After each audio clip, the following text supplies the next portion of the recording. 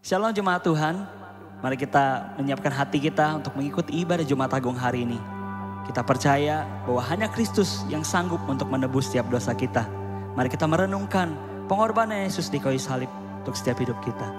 Di Filipi 2 ayat 8 berkata, dan dalam keadaannya sebagai manusia, ia telah merendahkan dirinya dan taat sampai mati, bahkan sampai mati di kayu salib.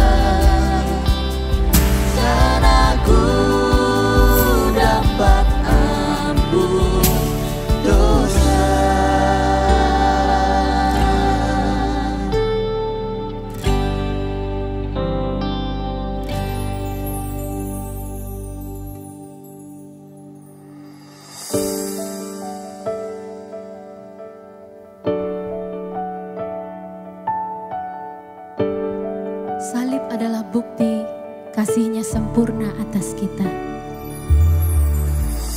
Kami bersyukur untuk salib-Mu Tuhan. Bersyukur untuk pengorbanan-Mu satu kali untuk selama-lamanya.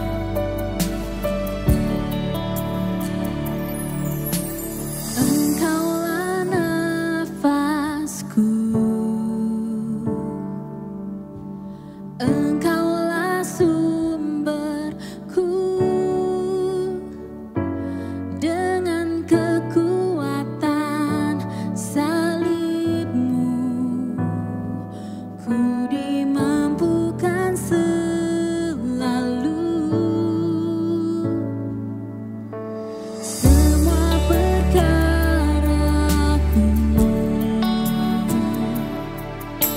semua harapanku,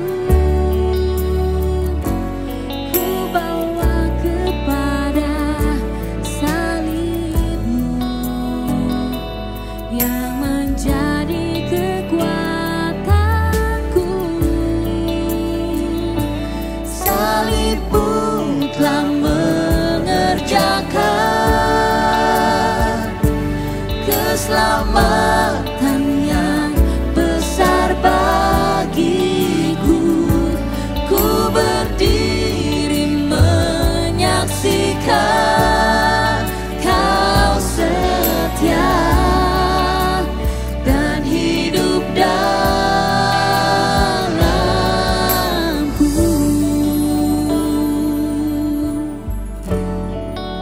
Kau hidup dalamku.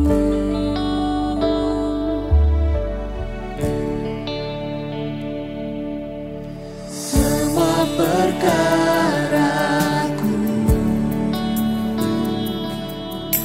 semua harapanku, ku bawa kepada salib-Mu yang menjadi kekuatanku. Salib-Mu telah mengerjakan keselamatan yang besar bagiku. Ku berdiri menyaksikan Kau setia dan hidup dalamku.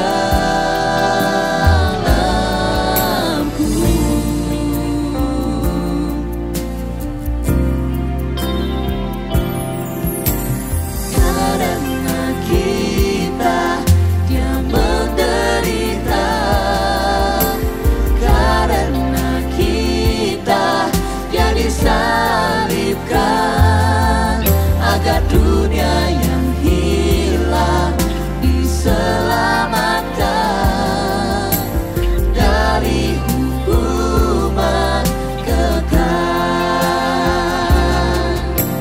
Karena kita Dia menderita, karena kita Dia disalibkan, agar dunia yang hilang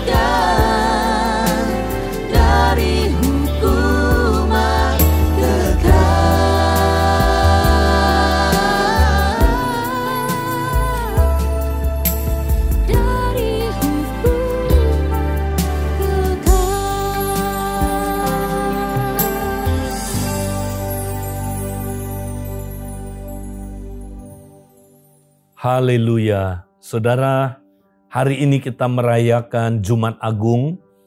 Dan ini adalah sangat penting untuk kita, saudaraku, mengingat apa yang Yesus lakukan bagi kita ketika dia datang ke dunia ini, saudara. Dia bersedia mengorbankan dirinya, saudaraku. Dia mau mati di kayu salib buat kita. Nah, kita mau peringati hari ini, saudara. Ya, apa tujuannya? Dia, saudaraku, mau mati bagi kita. Nah, hari ini, saudara, saya mau ajak kita merenungkan firman Tuhan. Mari kita lihat di dalam 1 Korintus pasal yang ke-6. Kita mau baca ayat 19 sampai ayat yang ke-20. Dikatakan demikian, atau tidak tahukah kamu bahwa tubuhmu adalah bait Roh Kudus yang diam di dalam kamu, Roh Kudus yang kamu peroleh dari Allah, dan bahwa kamu bukan milik kamu sendiri, sebab kamu telah dibeli dan harganya telah lunas dibayar. Karena itu muliakanlah Allah dengan tubuhmu. Nah, saudara, ayat ini mengajarkan kepada kita, saudara. Dikatakan, saudara, sebab kamu telah dibeli dan harganya telah lunas dibayar. Karena itu muliakanlah Allah dengan tubuhmu. Ternyata, saudaraku, Tuhan Yesus membayar harga, saudara, supaya kita ditebus, hidup kita ditebus, sehingga tubuh kita bukan milik kita lagi, saudara, tapi sudah lunas dibayar dan sudah, saudaraku, dibayar tunai. Dan sekarang tubuh kita, saudaraku, menjadi milik Dia. Nah, saudara, itulah yang Yesus lakukan, saudara. Tapi tujuan akhirnya untuk apa?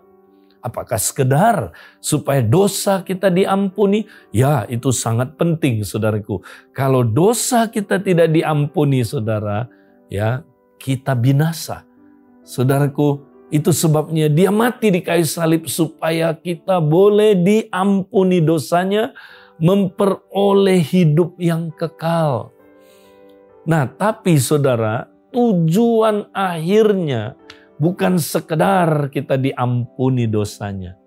Ya, saudara, kita dibayar lunas ya lewat penebusan Yesus. Tapi untuk apa ujungnya, saudara? Nah, ayat yang ke-19 katakan, saudara, ini penting. Atau tidak tahukah kamu bahwa tubuhmu adalah bait Roh Kudus yang diam di dalam kamu. Ini tujuannya, saudara. Melalui pengampunan dosa itu, saudara, sehingga kita yang berdosa, saudara, ya, kita ditebus, diampuni semua dosanya, sehingga sekarang tubuh kita, saudara, telah dibeli oleh Yesus. Dan dikatakan untuk apa tubuh kita ini, saudara? Tubuh kita ini dibeli untuk, saudaraku, menjadi tempat kediamannya Roh Kudus. Wow, ini dia, saudaraku, tujuan akhirnya penebusan Kristus. Jadi bukan sekedar mengampuni dosa kita, kita memperoleh keselamatan. Ya, itu penting, saudara, tapi ujungnya supaya tubuh kita yang udah dibeli oleh Yesus ini menjadi tempat kediamannya Roh Kudus, saudaraku. Ya, menjadi, kalau ayat-ayat sebelumnya, menjadi anggota tubuhnya Kristus, saudara. Untuk itu, ya, itu, saudaraku, adalah merupakan maksud abadi Allah, saudara. Ya, sebelum dunia dijadikan, Allah mendesain kita menjadi tempat kediamannya, saudara. Ya, itu memang bukan rencana mendadak. Itu bukan rencana, saudaraku, ya, karena manusia udah jatuh dalam dosa, baru Tuhan mendesain, merencanakan hal ini. Bukan, saudara. Sebelum dunia dijadikan, ya, dalam kekekalan, hal ini disebut maksud abadi Allah. Nah, mari kita baca, saudaraku, di dalam firman Tuhan dalam Efesus pasal yang ketiga ayat yang ketiga. Ya, Saya bacakan buat saudara, Tuhan mempunyai sebuah rencana, saudara. Ya, dan rencana ini, saudara, disimpan berabad-abad. Disebutnya sebagai rahasia, saudara, atau misteri. Ya, kenapa saudaraku disimpan berabad-abad? Karena saudaraku rahasia ini tidak dimengerti oleh manusia, saudaraku, karena manusia sudah berdosa. Tapi setelah waktunya, saudaraku, rahasia ini dibukakan. Wow, saudara mau tahu apa rahasia ini? Nah, mari kita baca Efesus 3 ayat 3. Yaitu bagaimana rahasianya dinyatakan kepadaku dengan wahyu. Ya, jadi Paulus diberikan pewahyuan tentang rahasia ini, saudara. Seperti yang telah kutuliskan di atas dengan singkat. Nah, nanti kita lihat apa artinya. Seperti yang telah kutuliskan di atas dengan singkat. Maksudnya apa? Pasal sebelumnya. Maksudnya ya pasal 2. Nanti kita lihat pasal 2 ya. Nah, kita lihat dulu, saudara. Apa isi rahasia itu, saudara? Ya, nah ayat 4, apabila kamu membacanya, kalau kamu baca pasal 2 katanya, kamu dapat mengetahui daripadanya pengertianku akan rahasia Kristus. Kamu akan ngerti apa itu rahasia Kristus. Yang pada zaman angkatan-angkatan dahulu tidak diberitakan kepada manusia, kepada anak-anak manusia. Tetapi yang sekarang dinyatakan di dalam roh kepada rasul-rasul dan nabi-nabinya yang kudus. Nah, pada angkatan yang lalu, saudara, pada zaman perjanjian lama, rahasia ini belum waktunya dinyatakan. Itu sebabnya, saudaraku, manusia perjanjian lama, sekalipun dia nabi-nabi, dia tidak mengerti rahasia ini, saudara. Ya, Adam setelah jatuh dalam dosa nggak ngerti, saudaraku, rahasia ini. Ya, kemudian nabi-nabi atau orang-orang umatnya Allah yang dipanggil oleh Allah nggak mengerti, saudaraku. Ya, Abraham itu sahabatnya Allah. Ya, tapi saudara, dia nggak mengerti rahasia ini. Ya, kita lihat siapa lagi, saudaraku? Ishak, Yakub. Ya, itu tidak mengerti rahasia ini, saudara. Ya, kemudian siapa lagi, saudara? Daud. Ya, dia juga nggak ngerti rahasia ini, saudara. Nabi-nabi, Yesaya, Yehezkiel, ya, siapa lagi? Yeremia, nabi besar, nabi kecil, nggak ada nabi sedang ya. Saudara, maksudnya nabi-nabi di perjanjian lama, saudaraku, tidak ada yang mengerti rahasia ini, saudara. Kalau nggak dibukakan nggak mengerti. Tapi kepada Paulus setelah waktunya, Tuhan mewahyukan kepada dia rahasia ini. Nah, saudara mau tahu rahasia ini? Ya, kita baca ayat 6. Yaitu bahwa orang-orang bukan Yahudi karena berita Injil turut menjadi ahli-ahli waris dan anggota-anggota tubuh dan menjadi peserta dalam janji yang diberikan dalam Kristus Yesus. Wow. Bahwa bukan hanya orang Israel, saudaraku, bukan hanya orang Yahudi, tetapi saudaraku, orang-orang non-Yahudi, saudara, orang-orang yang disebut orang yang apa, saudaraku, ya, tidak mengenal Allah, yang bukan Yahudi, ya, tapi sekarang, saudaraku, mereka boleh apa, saudara, turut menjadi ahli-ahli waris, wow, ya, dan menjadi anggota-anggota tubuh, ya. Itu nggak pernah kepikir sebelumnya. Mereka jadi anggota-anggota tubuh Kristus. Wow, terus dan peserta dalam janji yang diberikan dalam Kristus Yesus. Janji apa? Nah, inilah saudara, ya, yang sudah direncanakan sebelum dunia dijadikan, saudara. Nah, mari kita lihat ayat 11 menerangkannya. Sesuai dengan maksud abadi yang telah dilaksanakannya dalam Kristus Yesus Tuhan kita. Jadi sesuai dengan maksud abadi dalam keabadian, saudara. Sebelum ada malaikat, sebelum ada manusia, sebelum ada ciptaannya, sebelum ada apa-apa, hanya ada Allah. Allah sudah mendesain ini, saudara. Ya, Allah, ya saudara, rindu ya supaya saudara manusia menghidupi gaya hidupnya Allah sendiri, saudara. Ya, saya pakai istilah gaya hidup ya, karena Allah adalah hidup itu sendiri. Nah, saudara, tapi maksudnya gini, supaya saudara bisa paham. Coba bayangkan sebelum dunia dijadikan, saudaraku. Ya, kira-kira Allah itu kan nggak sibuk, belum ada alam ini, saudara. Ya, dia jadi nggak perlu ngatur apa-apa, ya saudara. Dia, saudaraku, ya masih belum ada apa-apa. Jadi Allah itu ya cuma Allah aja ada. Ya, pertanyaannya, saudara, Allah ngapain waktu itu? Allah ngapain? Nah, kalau saudara bisa menjawab ini, itu ada kaitannya sama maksud abadi Allah. Nah, saudara tahu Allah ngapain, saudara? Puji Tuhan, Allah kita bukan satu pribadi. Kalau dia satu pribadi, dia bengong. Ya kan, saudara? Masa dia ketawa sendiri, bercanda sendiri, kan aneh. Ya kan, saudara? Jadi kita bersyukur Allah kita 3 pribadi, saudaraku. Jadi Allah ngapain? Yohanes 14 ayat 10 bilang begini, saudara. Pekerjaan-pekerjaan yang aku lakukan bukan berasal dari aku, tapi Bapa yang berdiam di dalam aku, dialah yang melakukan pekerjaannya. Nah, Yesus menerangkan dia ada di dalam Bapa, Bapa di dalam dia. Lalu dia pakai kata diam. Aneh kan, saudara? Bapa berdiam di dalam diri dia, berarti dia juga berdiam di dalam Bapa. Nah, apa ini, saudara? Saling berdiam. Jadi mereka dalam kekekalan praktek saling berdiam, saudaraku. Ini dia. Nah, inilah konsep tempat tinggal, saudara. Kediaman, rumah. Ya, ini dia, saudara.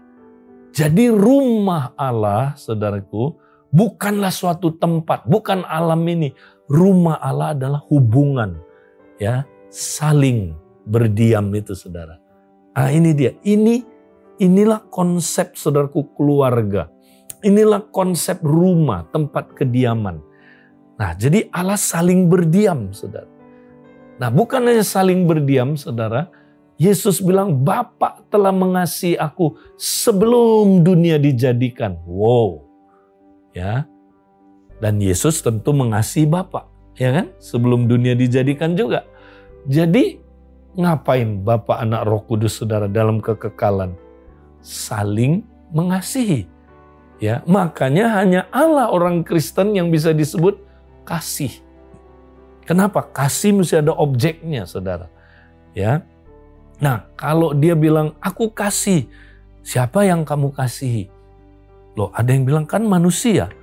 Lah, bagaimana kalau sebelum ada manusia? Dia mengasihi siapa? Makanya, saudaraku, Allah yang satu pribadi, dia bukan kasih. Ya, saudaraku, tapi Allah yang 3 pribadi, Bapa, Anak, Roh Kudus, mereka saling mengasihi. Makanya hanya Allah Tritunggal itu bisa disebut kasih. Nah, saudara, ya, kalau konsep Allah, saudara, adalah ya Bapa sama dengan Anak sama dengan Roh Kudus, saudara, satu pribadi, itu bukan kasih, saudara. Bukan kasih. Ya, saudaraku, nah Allah kita adalah kasih. Ya, jadi dia praktek saling tinggal, itulah rumahnya, saudara. Saling mengasihi, ya, itulah, saudaraku, ya, hidup kekal. Saudara tahu, ayatnya bilang bagaimana kita bisa tahu kita sudah pindah dari maut ke dalam hidup. Bagaimana tahunya, saudara? Jikalau kita mengasihi saudara-saudara kita, plural, jamak. Ya, kalau kita saling mengasihi, karena hidup kekal itu adalah saling mengasihi. Karena asalnya dari Allah Tritunggal, saudaraku. Ya, Allah Tritunggal ketika berdiam di dalam kita, saudara, ya, dalam komunitas juga, maka saudara kita saling mengasihi. Makanya itu tandanya kita udah menerima hidup yang kekal. Nah, inilah saudaraku hidup kekal itu. Ya, yaitu saling mengasihi. Karena itu dari Allah Tritunggal asalnya, saudara. Nah, Allah begitu, ya, saya membahasakan dalam bahasa manusia. Dia begitu menikmati gaya hidup saling ini, saudara. Ya, saling tinggal, saling mengasihi, saling-saling yang baik itu semua. Coba saudara, Bapa, Anak, Roh Kudus tuh saling memuliakan. Iya, ya kan? Mereka tentu saudaraku saling tunduk. Wow, luar biasa saudara. Ya, dalam hal tertentu Yesus tunduk kepada Bapa, tapi dalam penghakiman Bapa tunduk kepada Yesus. Wow, saudaraku, Roh Kudus juga demikian. Mereka saling tunduk.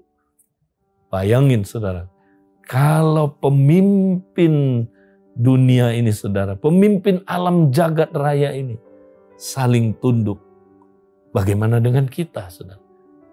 Kita ya nggak tunduk saudara. Kita berontak, kita pengen jadi nomor satu. Saudara, Bapa, Anak, Roh Kudus ini luar biasa saudara. Ya, nah, mereka begitu menikmati gaya hidup saling ini saudara. Sehingga mereka ingin gaya hidup saling ini dinikmati oleh ciptaannya yang tertinggi saudara. Maka Allah Tritunggal berfirman, marilah kita ya menjadikan manusia menurut gambar dan rupa kita. Ya, jadi mereka memutuskan ini dalam kekekalan, saudara. Mereka mau ciptakan satu makhluk yang punya gaya hidup ya seperti Bapa, Anak, Roh Kudus kita itu, saudara. Ya, supaya mereka bisa menikmati hidup kekal itu, saudara. Menikmati rumah, ya, menikmati saudaraku tempat tinggal itu, saudara. Ya, nah, bagaimana caranya, saudara? Wah, Allah mengambil keputusan yang sangat radikal, saudara. Ya, dan ini nggak masuk akal, saudara. Allah memutuskan untuk saudara? Untuk berdiam di dalam manusia, saudara. Wow, berdiam di dalam manusia dan di antara manusia, supaya dia bisa mengekspresikan gaya hidup ini, saudara. Ya, gaya hidup saling tinggal, saling mengasihi, ya, gaya hidup saudaraku? Ya, gaya hidup saling tunduk yang baik itu semua. Saudaraku, dia mau manusia menikmatinya. Maka dia memutuskan untuk berdiam di dalam manusia dan di antara manusia. Makanya waktu dia ciptakan Adam dan Hawa, dia tiup, saudaraku, ya, napasnya. Itu adalah, saudaraku, Roh Tuhan masuk berdiam dalam Adam. Ya, saudara, supaya Adam menjadi the living soul. Ya, dia bisa bersekutu dengan Allah. Ya, saudaraku.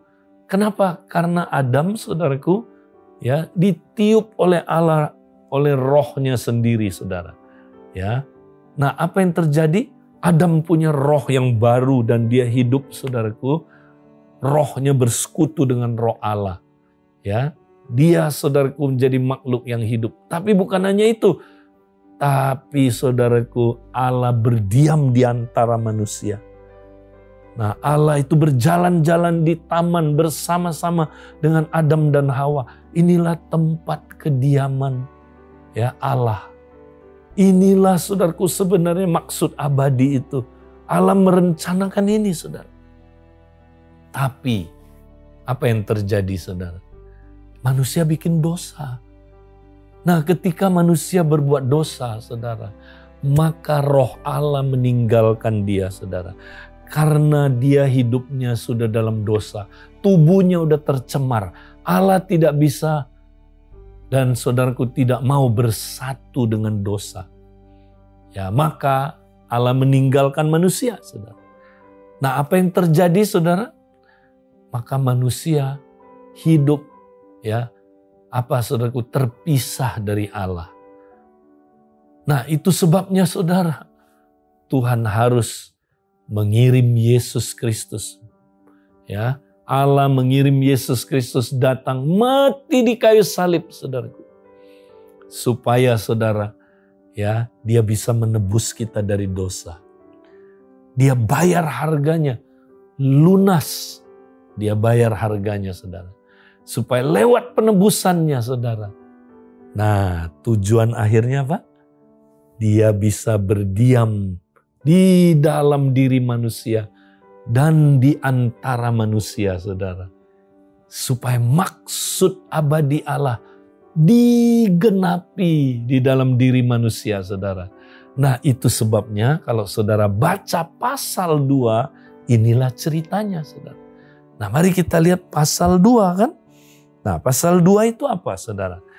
Efesus pasal 2 dimulai dari ayat 1 sampai ayat 10. Nah, kita paling suka ayat 1 sampai ayat 10. Ya, intinya apa, saudara? Kita diselamatkan. Ya, karena kasih karunia oleh iman, kan? Wah, kita semangat. Terima kasih Tuhan, saya selamat karena kasih karunia oleh iman. Ini yang kita paling suka. Ayat 1 sampai 10. Tapi kita lupa, saudara. Untuk apa kita ditebus? Untuk apa kita diampuni dosanya? Untuk apa kita, saudaraku, Yesus bayar harga buat dosa-dosa kita? Untuk apa kita diselamatkan, saudara? Untuk apa? Ada maksudnya. Nah, mau tahu maksudnya, saudara? Maksudnya adalah, saudaraku, ayat ke-11 sampai dengan ayat yang ke-22. Itu dia. Nah, apa itu, saudara? Ayat 11 sampai 22. Inilah penggenapan maksud abadi Allah. Allah mau punya tempat tinggal. Itu dia. Allah mau punya rumah. Ini tujuan dari penebusan Kristus. Saudara bukan cuman diampuni dosanya, udah. Lalu ngapain? Tunggu masuk surga. Bukan gitu, saudara. Konsep keselamatan itu bukan. Ya, dia mati di kayu salib, mengampuni dosa kita, menebus kita dari dosa. Ada tujuannya, saudara. Nah, mari kita lihat tujuannya. Supaya kita dibangun jadi tempat kediamannya. Itu dia. Ya, kerajaan Allah datang, saudaraku. Ya, kalau kita, saudaraku, hidup di dalam rumah kediamannya Tuhan. Nah, mari kita lihat, saudara. Oleh sebab itu pasal 2 ayat 11 sampai ayat 22, dia menjelaskan ada 3 metafora. Ya, 3 metafora, ya, gambaran tentang tempat kediaman Allah. Yang pertama kita lihat, saudara, ya, kita bukan hanya diselamatkan, tapi kita dibaptis ke dalam tubuh Kristus. Ini dia, saudara. Siapapun kita, orang Yahudi, orang non-Yahudi, dibaptis ke dalam tubuh Kristus. Jadi tempat kediamannya Kristus.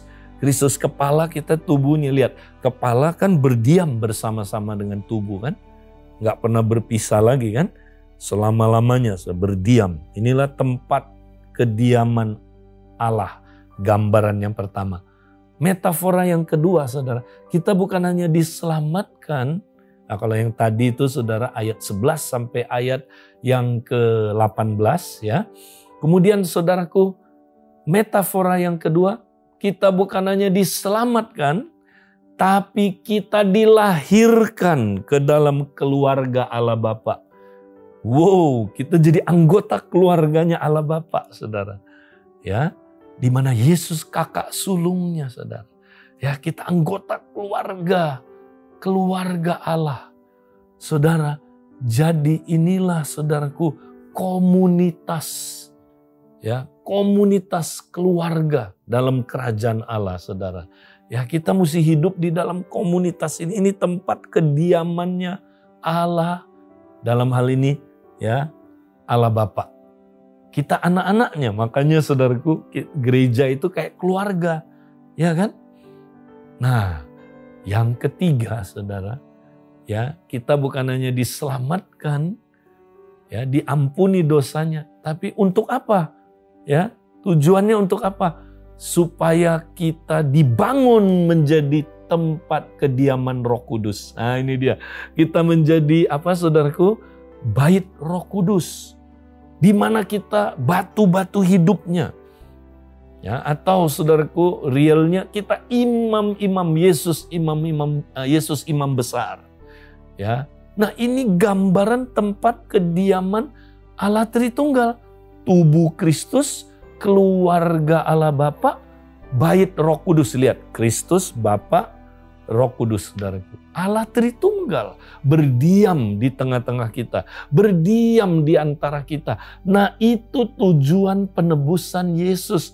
Bukan sekedar saudara diampuni dosanya, tunggu ke surga. Enggak. Jadi kalau saudara betul ditebus Kristus, apa? Saudara menghidupi enggak tujuannya? Tujuannya saudara hidup dalam rumah Tuhan. Saudara hidup dalam tubuh Kristus, saudara hidup di dalam keluarga Bapa, saudara hidup sebagai bait Roh Kudus. Nah, kan enggak banyak orang sadar ini, saudara. Nah, mari kita, saudaraku, praktekkan ya gaya hidup ya kita jadi tempat kediamannya Allah. Wow, kalau saudara ngerti ini, saudara, maka penebusan Kristus punya arti dalam hidup saudara. Kalau enggak, artinya enggak lengkap. Saudaranya terima Yesus, diselamatkan, lalu nunggu Tuhan Yesus datang, enggak ngapa-ngapain. Kayak orang, saudaraku, ya, yang saudara udah terima Yesus, dia kayak nunggu pesawat di ruang tunggu. Paling bosen, saudara. Kekristenan yang kayak begitu bosen. Makanya yang cuman tahu Yesus mati di kayu salib buat dia diselamatkan, ya udah, ngapain? Ya dia nganggur aja, saudara. Nunggu, capek ya nunggu itu ya. Pernah nunggu di ruang tunggu pesawat, baca koran ya, atau lihat gadget, saudaraku. Tidur ya, saudara. Nah, banyak orang Kristen kayak gitu. Karena nggak ngerti maksud abadi Allah. Saudara, kalau saudara ngerti, semangat saudaraku. Ya, kita mau hidup di dalam tempat kediamannya Allah.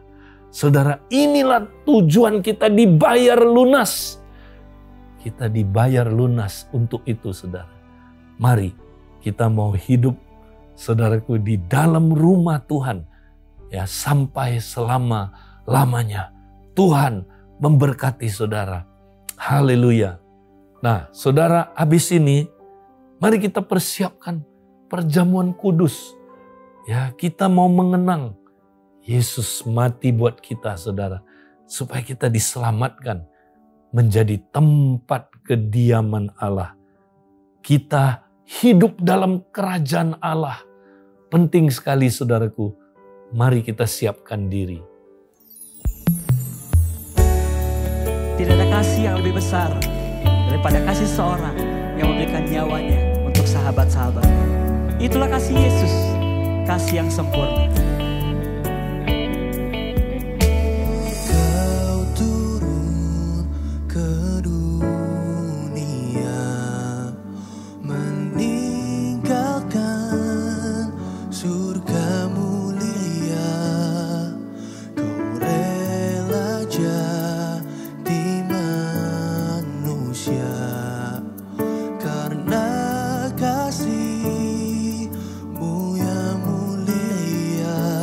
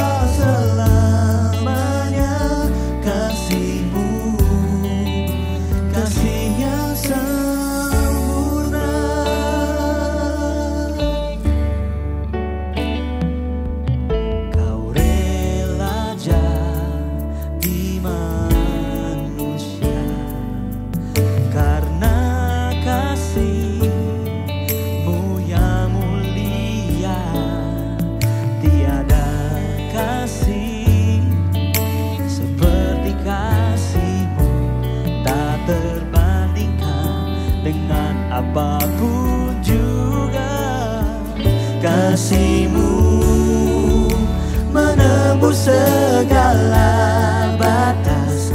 Kasih-Mu, kasih tak bercela. Kasih-Mu agung kekal selamanya. Kasih-Mu, kasih yang sempurna.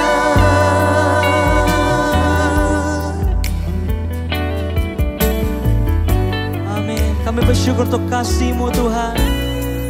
Oh, kasih-Mu menembus segala batas. Kasih-Mu, kasih tak bercela. Kasih-Mu agung kekal selamanya. Kasih-Mu, kasih yang sempurna.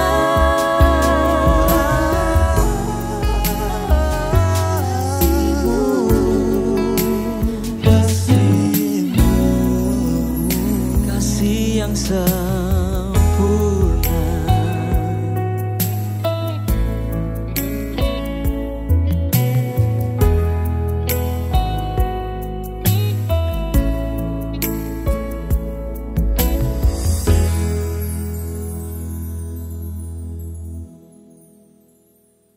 Haleluya saudara. Kita sudah mengerti mengapa Yesus mati di kayu salib buat kita. Saudara, supaya kita menjadi tempat kediamannya Allah. Mari saudara, kita mau terima berkat Tuhan. Saudara-saudara, terimalah berkat dari Allah Bapa, cinta kasih dari Tuhan Yesus Kristus, persekutuan dalam Roh Kudus menyertai saudara sekarang sampai selama-lamanya. Amin.